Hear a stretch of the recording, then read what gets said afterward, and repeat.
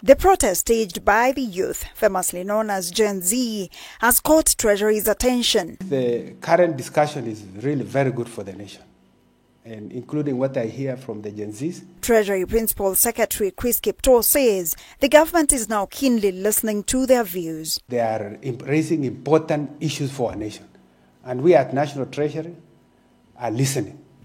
And we are listening with the view of making sure that we take on board a number of those issues being said. Kiptoo, in a rare twist of events, admitting that the government has not been running a balanced budget. Unfortunately, for a long time, we have not been able to run a balanced budget.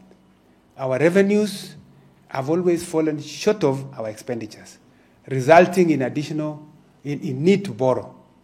And at the moment, we have borrowed to the extent that now we are talking about over 10 trillion debt, constituting about 67% of GDP. Kenya's financing capacity is currently heavily constrained. Support from multilateral lenders, including the IMF, allows the country to meet its financing needs. Nevertheless, fiscal consolidation efforts, a prerequisite for concessional lending, will have to be pursued rigorously as a solution to the current economic situation in the country. We are now focusing on fiscal consolidation.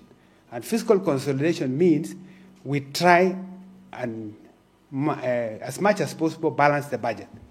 This year we have gone to a 3.3 trillion, 3.3% of GDP. On his part, Director General of Public Investment and Portfolio in the National Treasury, Lawrence Kibet, highlighted various issues that the government is grappling with, among them being poor planning. I think where we are doing very badly has been around the investments front.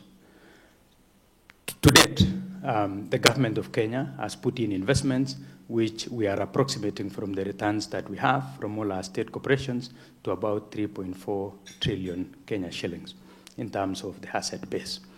And from those investments, we hardly get 0.1% of a return. It was during the launch of the Privatization Authority's 2023-2028 strategic plan where Kiptoo underscored the importance of privatization, saying it will help reduce the demand for government resources from privatized entities. We are seeking to raise an additional 346 billion.